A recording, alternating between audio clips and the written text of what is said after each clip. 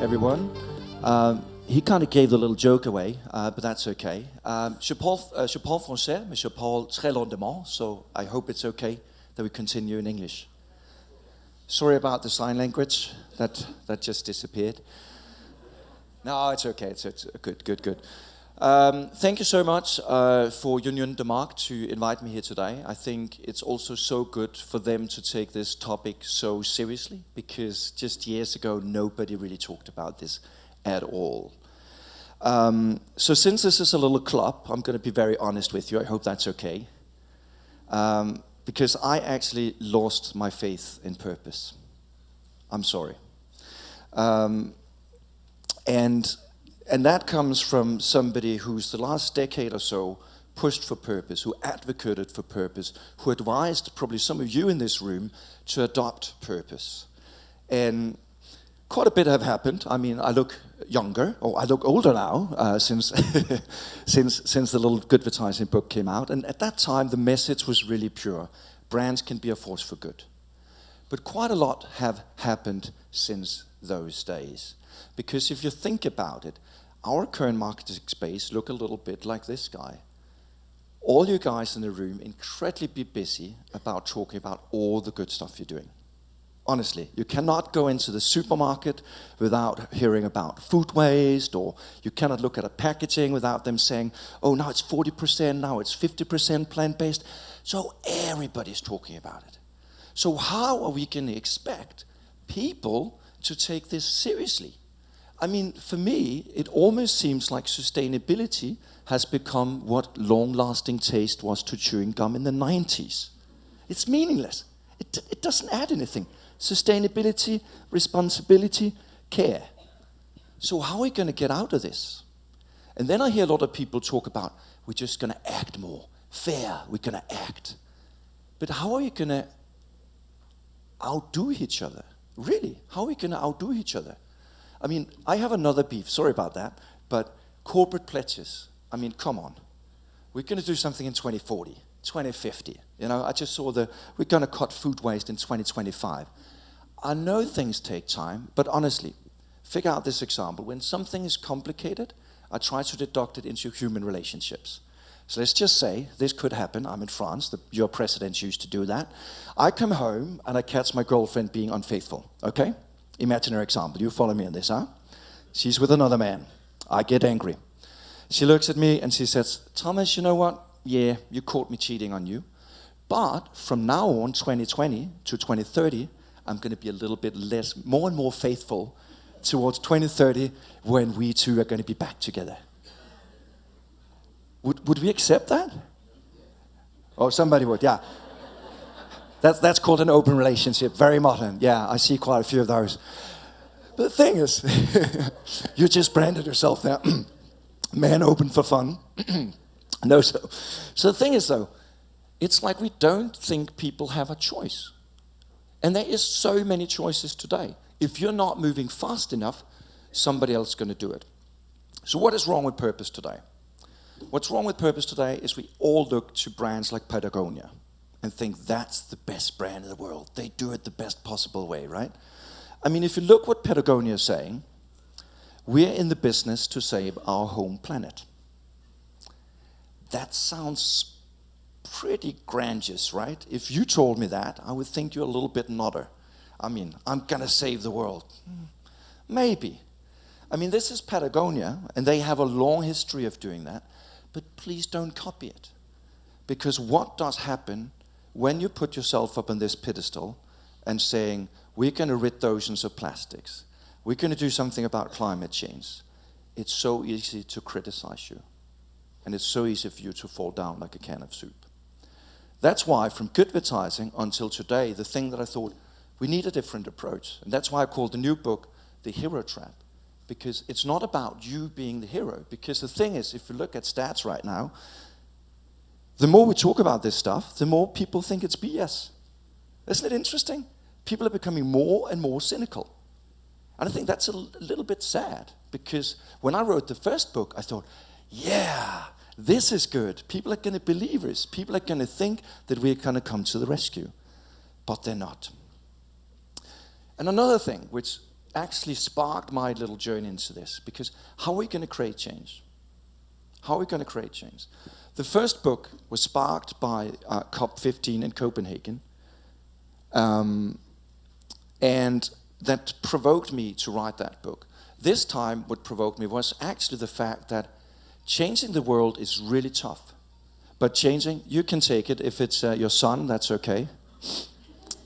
Good. But changing our own world is what really matters, because change begins with us. It doesn't begin with the company. Because if you look at the statistics, isn't it interesting that all of us talk about purposeful brands and how people want to buy them? But the fact is that there is this gap of 39%, these are US numbers, 39% of people who doesn't follow through. They say, yeah, I want to live a carbon-friendly life, but yeah, down in the supermarket and, things doesn't happen. So what's wrong? How can we bridge that gap? How can we kick those 39% in the butt? And I think the answer is actually pretty simple, because it's very, very human. Because if you think about it, and it's just been a new year, right? How many of you do New Year's pledges? New Year's pledges? Some of you still do them, yeah? The rest of you have just given up on changing. You're like, yeah, fuck it, I'm just gonna smoke. That's okay. You gotta have some New Year's pledges, no? So I want to hear, because this is fundamental. I'm gonna tell you mine afterwards, okay? I want to hear your New Year's pledges. You can shout them out in French. I do understand French, or you can do them in English. Okay? Okay with that? Yeah. So I'm gonna count down. 3, 2, 1. Nothing is gonna happen. We're not gonna save the world. Come on, let's try again. 3, 2, 1. Did you say more open relationships? I heard that. It might have been somebody else. It might have been. The interesting thing, though, if you think about it, all of us have things in our lives that we want to change. All of us have something in our lives that we want to change. And most of the time, change is super difficult. Most of the time, it's really just the beginning of bad old habits, right? Because it's tough. But what if brands started to ask a different question than the big philosophical why? Why are we in this world? Should we save the planet? Should we do this and that? I believe your role in the world is a very, very simple one. It's actually to help me achieve my goals. You shouldn't ask why you exist. You should ask a different question, which is, who can you help people become? And as soon as I started asking different brands, organizations, and leaders this exact question, something very interesting happened.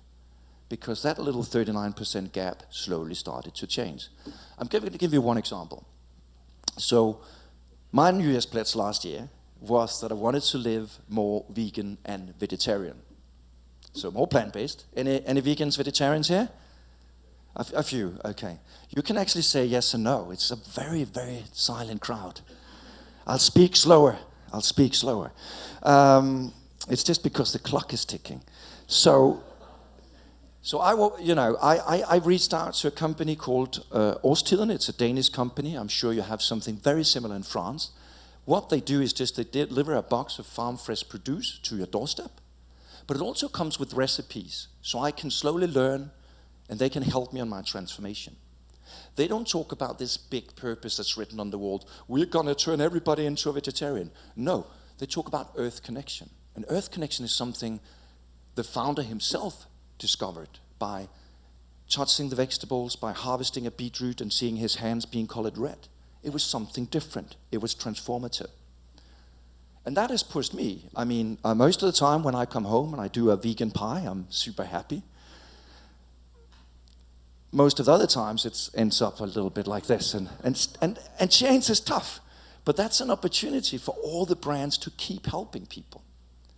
And if we look at the development of how I see brands today, obviously we moved away from the functional benefits, the faster car, the emotional benefits, the masculine car, the BMW that make you feel so manly, whatever that is today.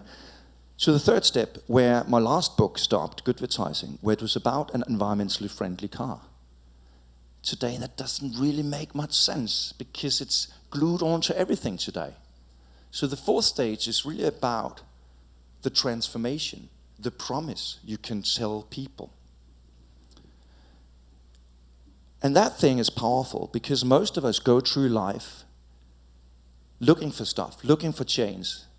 You know, in my age, it could look like this, you know. You want to change yourself, midlife crisis, you know, just turned 40. Today, the more realistic picture is probably a little bit like this. Still a cool guy, though.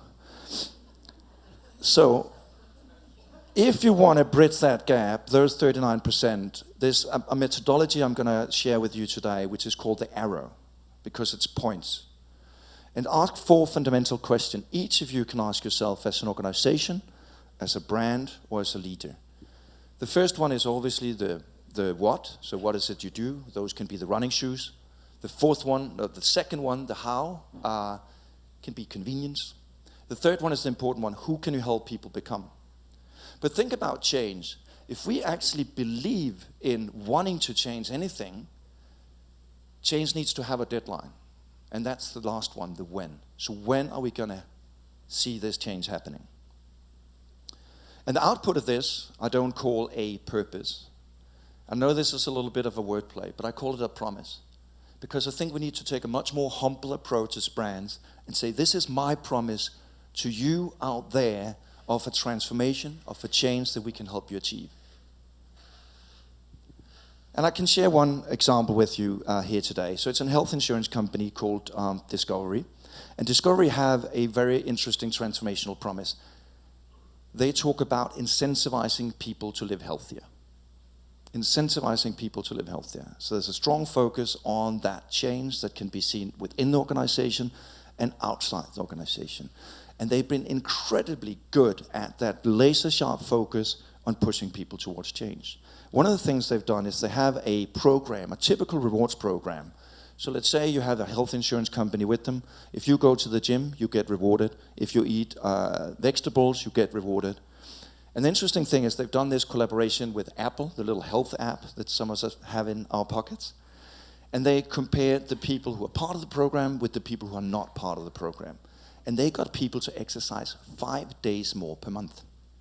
So they actually bridged that little gap. They actually got their customers to live more healthy. I think that is pretty impressive, and that's what we are in marketing to do. So obviously I wanted to understand purpose and this transformational promise even better. So I looked at the world that I knew, advertising, and I looked to one of the most expensive advertising breaks, or the most expensive advertising break in the world, Super Bowl. So I wanted to compare.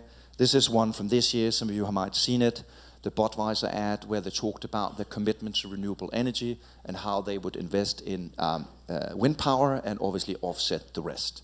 So a very classical purpose approach. The second one is a campaign that everybody knows, obviously the Like a Girl. You all know that? Yeah, exactly. Old stuff. I wanted to compare the two things. And the interesting thing was I was scared that when Company A, Budweiser, they talked a lot about themselves and their commitments and their strengths. Company B always didn't. They talked about us and the challenges of young women. What did happen though is you've got to have a convincing argument, you've got to have a graph, right? This is math. So the interesting thing is warmth and competence is more or less the same. And obviously these campaigns have been tested true and true, or else you wouldn't spend that big a marketing budget on them, hopefully. But the interesting part is the motivation.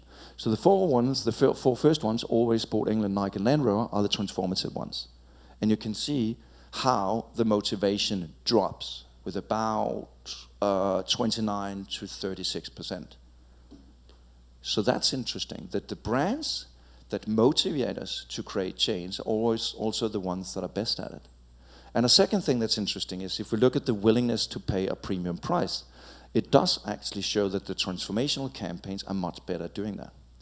And it kind of makes sense because the example with Årstiderne, there's plenty of other options for me out there, but I still choose to go with them.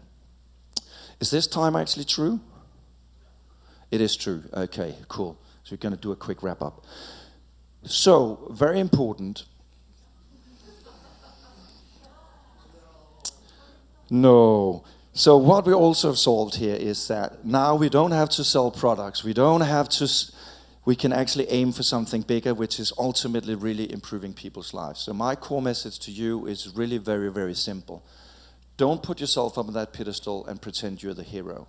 Your sole mission is to turn each of one of us into the change agents today. And the interesting thing is 44% of young Americans today believe that they are the agents of change and they lost faith in government. And I think Greta is a very good sign of that. So thank you so much. If you haven't had, since I haven't had enough time to do this, there's a masterclass on the... No, wrong date. Is it? What date is it? It is that date. Good, good, good. On April 24th. Exactly. No, that's good. That's good. I was kidding. So please come and you can learn much more about building transformative brands and how you can evolve the marketing mix. So thank you so much. Merci beaucoup.